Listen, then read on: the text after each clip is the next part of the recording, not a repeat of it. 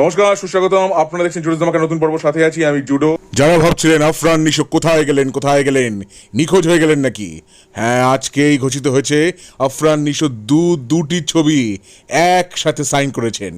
Alpha I এবং SVF যৌথভাবে তৈরি করেছে একটি প্রোডাকশন কোম্পানি এবং সেখানেই সাইন করেছেন আফরান নিশো, যার মধ্যে একটি ছবি তো অ্যাকশন ছবি হবেই হবে।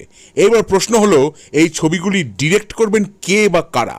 রায়হান রাফি, ভিকি জাহেদ, আবরার আতাহার, নাকি অন্য কেউ? নায়িকাই বা হবে কে? অন্যান্য অভিনেতা অভিনেত্রীরাই বা কারা? কিন্তু আলফা আই এর তরফে শাহরিয়ার শাকিল জানিয়েছেন সব কিছু আনুষ্ঠানিকভাবে তারা ঘোষণা করতে চান। দুখানা ছবি আসছে, সম্ভবত ছবিগুলি 2025 সালেই মুক্তি পাবে। তাহলে এই ভিডিওটা কেমন লাগলো? ভালো লাগে থাকলে অবশ্যই লাইক করুন, শেয়ার করুন, সাবস্ক্রাইব করুন আমার চ্যানেল এবং আমার ফেসবুক পেজ জুডো ধামাকা, সেটাকে লাইক করুন, ফলো করুন। পরে ফিরছি নতুন কোনো চমক নিয়ে, নতুন কোনো ধামাকা নিয়ে।